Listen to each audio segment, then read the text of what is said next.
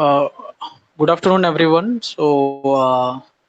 Today we are going to discuss about the problems faced by the UPSC aspirants. In specific, we are going to discuss about the problems faced by the other backward classes, scheduled caste, scheduled tribe people, which means specifically non-Brahmins. So the issues faced by them, that is what we are going to discuss in our this live session. So here we have our guest who is a writer S. Balamurugan, who is going to discuss with us. Here, the title is How They Are Discriminating and Excluding the OBC, SC, ST Communities, UPSC Aspirants. So, that is what we are going to discuss. Now, welcome Balamurugan to Periyar Screen. Yes.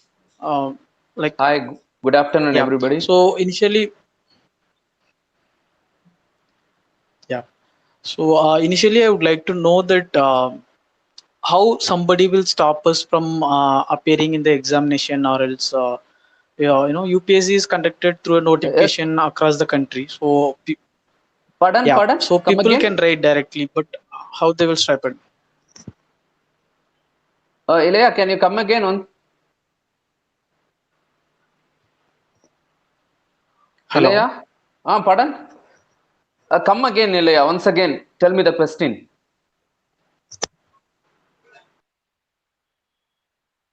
Hello,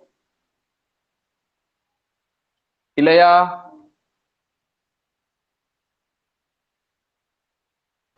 Yeah, hello, am I audible? Yeah. I'm audible. Hello. Can you come again with your question? Yeah, I would like to know that UPSC is independently conducting the examination. How somebody will stop us becoming IAS or IPS officers? How somebody will? Stop us becoming IAS officers, or how they will cut down us? Yeah. See, the UPSC is conducting the civil service examination for around 24 services, including Group A services, and mainly IAS, IPS, IFS, and other services. So they are conducting in a very as it's by seeing it it will be they are conducting it in a very fair and competitive manner. But behind that, there will be lot of ifs and buts, and there will be some hidden on the implementing aspect. There will be some hidden agenda which are against OBC and SC/STs. So the first time I will be talking with the language part, and then I will tell you how it is discriminating OBC, SC/STs. On the language front, if you see, UPSC is conducting the examination on English and Hindi only. So for preliminary examination, there will be questions on English and then Hindi. So candidate has to be for Hindi speaking people, they are having the right of their mother tongue. Whereas the non-Hindi speakers, they have to answer the question only in English. Same with while coming for the mains examination, the questions will be again in English and Hindi only. Here, the non-Hindi speakers, they have the right to write the answer in their mother tongue. That means the 22 languages mentioned in the 8th schedule of the Constitution. So this is the procedure. And see how they are discriminating. See, this process itself is discriminating. I will explain. Article 14 of the Constitution says equality before law and equal protection of law. So in equal protection of law, like should be treated alike. And in here, equality before law, all have to be treated equally. In that sense, when you give preference for Hindi speaking students in Hindi language, why can't the UPSC give the same right or privilege to non-Hindi students? I am asking, because when a Hindi student, while reading a question, if he gets any doubt, they will be having the if a Hindi student, if he reads a question in English and if he gets any doubt, he can go for his Hindi translation. Whereas if a non-Hindi, a Tamilian or a Telugu or a Bengali, if he gets any doubt in the question, then he has to answer by whatever understanding he gets. Then he may answer it in the wrong way. So since UPS is having in a negative marks as well as and the cutoff is very crucial, then that is unfair and uh, against OBC and against non-Hindi students. That is the issue. And second, for OBC and SC/ST, like we don't know about how far reservation was implemented in the past, but after 94, 93, like VP Singh government implemented, gave that memorandum in 1990, whereas the government started implementing from 1993. But till now, till 2011, like we were not clear how UPSC is treating and giving reservation for OBC students and SC/ST, because they will say for prelims he has to clear under OBC, and for mains also he has to clear under OBC, and for interview also they will be having that some hidden agenda. For example, if OBC students go for an interview, then that will be mentioned in that interview panel, question panel. So in that sense, I am telling you, like they are discriminating us on language front as well as on the reservation front. Now, Udaya, can you hear me? Yeah, I got.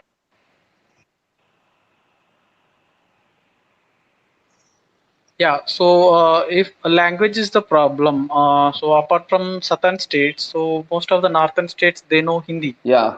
right? So, but why the secretary level posting still there has been no BCs, no representation still the present till today, present government also. Since we got independence from 1947 till today, why it is not there? The reason is, see, right from 1951, like 1950, when the constitution came into force, like they are conducting civil services examination in English and Hindi. Till 1965, they were conducting in English and Hindi. So after that, in 1965, the government gave an order that UPS civil services examinations will be conducted in Hindi medium only. They gave this order. So there was a huge opposition from Tamil Nadu, and our leader, the great Anna Durai, and other Tamil students forces from DMK party and other party members, they protested, and the government get back on that decision. So from there, they again came to the status quo. For example, they again started conducting in English and Hindi only. But in 1969, like DMK protested in Tamil Nadu. As a result, Kamaraj, he was our great leader Kamaraj, he was the Congress committee chairman that time. And in Congress committee in Delhi, they passed a resolution. In that resolution, they asked UPSC to conduct civil services examination in all the regional languages mentioned in the 8th schedule of the constitution. That was the thing. Followed by that, that time the Prime Minister Indira Gandhi, she passed a resolution in the parliament, so which also asked to conduct civil services examination in the 22 languages mentioned in the 8th schedule of the constitution. So even after that, the UPSC didn't obey the parliament words. So after that, they formed a committee in 1974. The committee named Kothari. So the Kothari Commission, they submitted the report in 1978, and from 1979 also, so from 1979, UPSC conducted the examination based on Kothari Committee recommendations. In that recommendation, UPSC, like they followed the thing where that is, anybody who is appearing for civil services can answer the mains examination in their mother tongue, that is the regional medium. That was the right given by based on the recommendation of Kothari committee. But the problem is they refused to give the question papers in the respected medium. That is the problem, because according to article 19, like anyone who want to express his views or communicate it, he has to understand first the question or the issue. So in that sense, if he doesn't understand the issue or a question, how can he answer? That is the problem, because that is a huge injustice against us. So after that also nothing happened, and that was the injustice we are following till now. So see, if those officials, even after reservation, if they are coming maximum, I may say, like the forward community is enjoying a reservation of 50%, more than 50% in the practically on implementing aspects. So now you ask me that why these OBC officials or SC/ST officials are not given preference while appointing on the secretary level in Government of India, in secretary level and additional secretary, joint secretary, etc. So if we see in the present Modi government, there are totally 89 secretaries. In that, there is not even a single OBC member. Okay. On the SC aspect also, there is only one SC, and luckily scheduled tribes there are 3 members. So this government, they are claiming to be they are saying that Modi is from OBC, but you see there is no OBC IAS official in the government of India. That means this is the huge RSS conspiracy, because RSS leaders like MG Vaidya or Mohan Bhagwat, they have told in the last, after Modi coming to power in the 2015, 16, 17, they are continuously telling that we have to done away with reservation, because there is no caste or inequality existing in Indian society.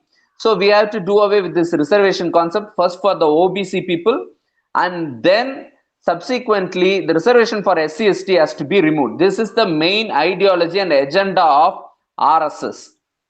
So that's why the government is running, the RSS is directing the Modi government, and based on that they are discriminating these OBC officials and the SC/ST officials. That is the reason that we have this much of discrimination against OBC and SC/STs. Yeah, actually, I got your valid points that even today in the Justice Kajju, who has wrote an article to remove reservations for SC/ST and OBC. So that is going back dialogue, but still I'm sticking with the same question. My question is that non-Hindi speaking people may affect whatever you are telling with that reason. But what about the Hindi speaking people? Why there is no representation for them? OBC, there are Hindi speaking OBCs are there, right? Even they are telling that Modi is a OBC who is a prime minister. He is the representatives of OBC. Then why not representatives from OBC in the Hindi speaking states are not there? That's the point. Good. See, in India, if we take like OBC comprised of around 52%, this is the data given by Mandal Commission. So more than 52% of people living in India are other backward classes. So mainly in Tamil Nadu, we have maximum number of OBC, and because of our Dravidian politics, Thandai Periyar, Anna and Dr. Kalaignar, so we are speaking against that injustice, and our state is continuously fighting against that. Whereas people in North India, I can say during a VP Singh period, those leaders were mainly, the government was backed by OBC leaders. So that time we had like here we have Talavar Kalaignar as well as Chandrababu Naidu and Lalu Prasad Yadav, Mulayam Singh, and they are the mostly OBC leaders, and they speak for OBC people. Right now, there is no single voice from Uttar Pradesh. This is the responsibility of Akhilesh Yadav, or even for Mayawati also. They have to speak for the rights of OBC as well as SC/ST. But in Bihar, if Lalu was alive now, Lalu was in out of jail now, he would have spoken in favor of this, and he would have fight for this fight against Modi government.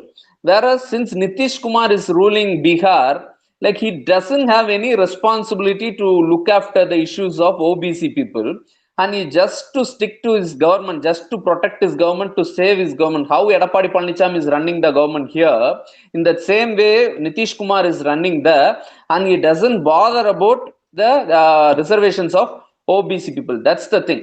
See, if you see, when this economic based reservation law was passed by Modi government, only Tamil Nadu was against that reservation, whereas non-Hindi speaking states, as a Hindi speaking belt across from right from Bihar, Rajasthan, Madhya Pradesh, Chhattisgarh, UP, there was no voice against that Modi government, because people there are not aware of that injustice faced by them. They think that they have to go by whatever the government is saying, like that. See, even in Tamil Nadu also, here DMK leader and opposition leader, he is only speaking against this OBC creamy layer issue and all. And Edappadi Palanichami, just for the sake of, he wrote a letter to Narendra Modi, and he don't have the guts to speak against Narendra Modi for opposing this creamy layer. So this is the thing. Based on the leaders who are there in the states, every issue is taken up based on that. Okay, yeah, I got it. So here comes in past few months we have seen that Parato master become a IAS officer, and then a Yeah. bus conductor who has studied for more than 18 hours who became a IAS officer, and then recently it's trending that many Facebook WhatsApp shares that a girl from tribe community who studied well and who became a IAS officer. Then what do you think about this? How they are coming then? Yeah, see, I appreciate those who come from very poor background, downtrodden, poor people, and those who come from very far away, remote villages. These are the very welcoming, and this is what our leaders and our reservation and the constitutional amendment intended. So that's the thing. I appreciate all those aspects. But when these results are declared, UPSC results are declared, those time, like these issues, like anybody who get into services from working in a parota shop, or he's from remote villages, those issues are like, in order to praise them, in order to appreciate them, like the issues are given like he come from this much poor background, he and he scored, yeah, that's well, no issue.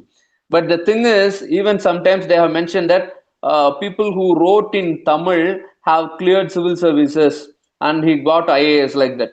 So that is clearly misdirecting people. So people will think that the common man, the common public, they will think that anybody can write a civil services examination in Tamil, and they don't know that there is a discrimination on the preliminary category. Like questions will be asked in English and Hindi. That nobody will understand.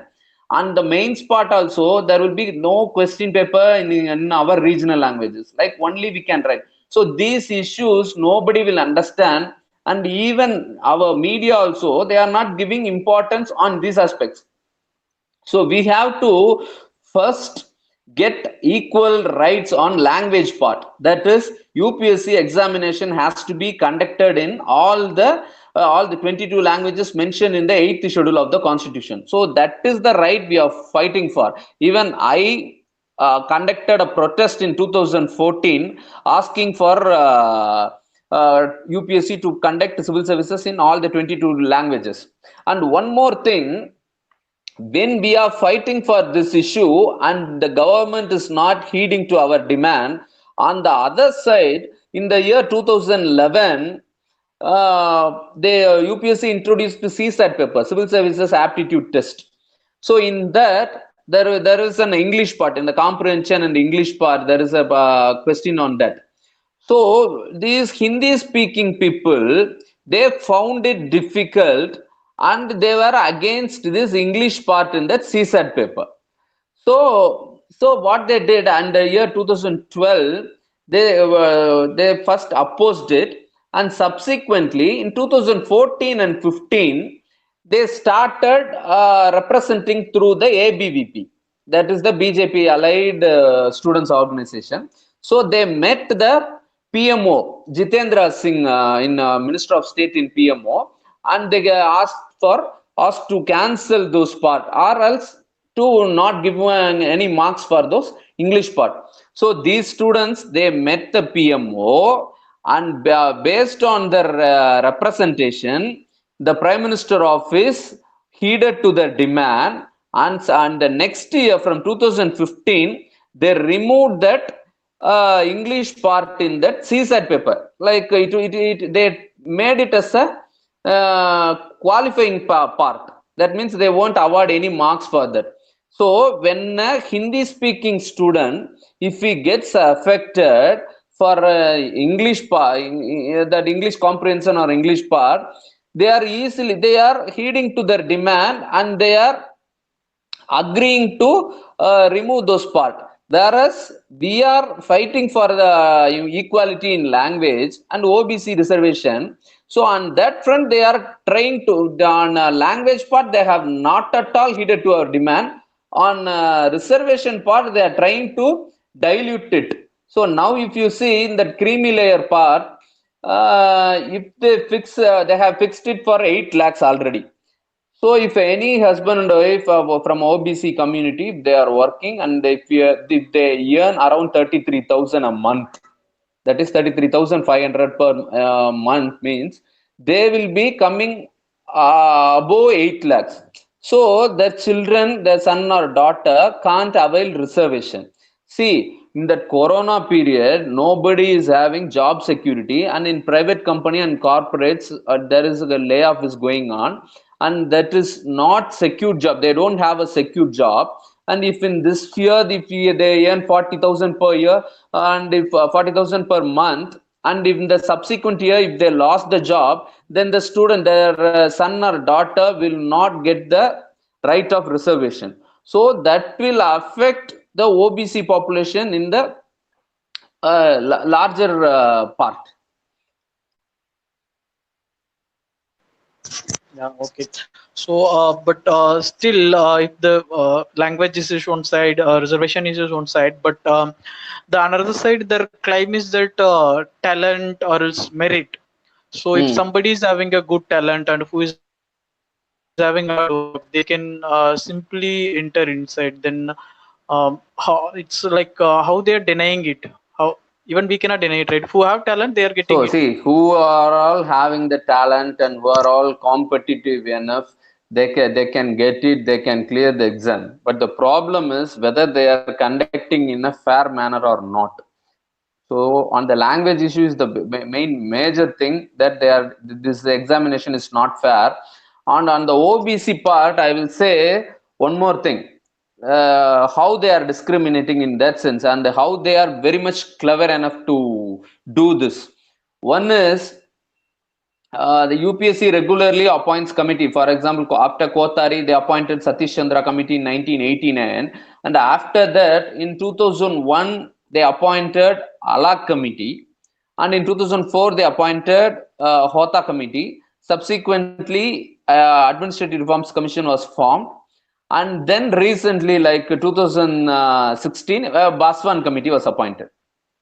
If you see, from Hota committee recommended that UPSC, like the age limit has to be fixed at, the topmost age limit has to be 26. That was fixed by Alak committee. Then the Hota committee, they fixed it to 27.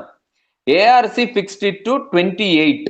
Recently, the Baswan committee fixed the age of UPSC aspirants to be 28. The uppermost age limit, they are fixing it less than 28. They are recommending. So the government is planning to implement these recommendations in the subsequent years. So based on the DOPT annual report, I found that the average age in which a OBC or an SC/ST is getting into service, that is 28. If you see the average age of an OBC or SC/ST, they are getting into service at the age of 28. Whereas all these committees, they are recommending that that age has to be reduced to 26, 27, 28. That means the main hidden agenda is the OBC students and the SC/ST students should not get the benefit because they get exposure, they come from a rural background, they come from a poor background, they get civil services examination, the exposure of this examination at the age after their post graduation. That means then they will take another 2 or 3 years to prepare for this examination. In that sense, it will be around 27 or 28 or 29 they will get into service, even 30 or 30 plus. But they are working against this. The RSS, they formed in that Niti Aayog, they have a document. That document is New Age Strategy. That was the document prepared by Niti Aayog, backed by RSS. That that New Age Strategy, they are also recommending that UPSC has to fix that age criteria, upper age limit for 28. That means RSS leaders, they want reservations to be done away with. And again, if the reservation is followed, they will go for another way to prevent us from getting into service. That is like they want to reduce the age. Like if we clear exam even after that, since we are all OBC leaders and SC/ST leaders are opposing for this, they are not implementing till now. Otherwise, they would have implemented. And even if we clear the exam in at the age of 24 or 25, 26, 27, and then only they came with this creamy layer aspect, creamy layer concept. So through this they can block. And another one novel concept, what this RSS BJP government is following now, that is from 2018, that is that lateral entry part. So now in that 2019, last year, they recruited around 10 officials on various departments in the Modi government through lateral entry. For that, they are telling they are recruiting based on the merit and performance like that. So in those 10 appointments, the UPSC has not followed the reservation. Now in this year also, in the rank of director and deputy secretary, they have appointed 38 officials now. So in that also they have not followed reservation. So on that language front, they are discriminating us. On the age related aspect, they are discriminating us. To dilute the reservation, they are trying to implement creamy layer. And now to dilute again the reservation, they are following lateral entry. So they are having various steps and come out with various ideas to prevent OBC and SC/ST into getting into service. If you see the DOPT report, like in 1965, for example, 1965, they are having that data of people who from belonging to OBC, SC/ST, they get into services. So in that data, for if we see the fine, they are having for 2018 and 19. According to the DOPT report, till now there are only 13% of OBC officials, Group A officials, including IAS, IPS, IRS, IFS, etc.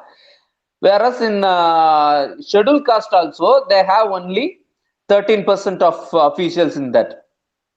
You see, for OBC, we have 27% reservation, and even after 27 years of implementation, we have till now only 13%. So it will take another 15-20 years to reach that 27% of our quota. But if you see, the overall OBC population in India is 52. That means how far they have to be represented in that government. For scheduled caste, they have 15% of reservation, and from 1965 to here 2020, that means 35 and for 55 years, they have not able to reach that 15% quota. Till now, they are having only 13%. So even after this 50 years, like they are preventing in many ways that SC/ST people and OBC people to enter into the services. So if you calculate in the group A aspect like OBC, SC and ST, there are only 32% of officials. That means Government of India is giving in group A services 68% reservation for upper caste Brahmins, and if you see group B services, then it is around 37 percentage. That means in group B services that upper caste Brahmins are getting a reservation of 63%. So this is the huge injustice we are facing.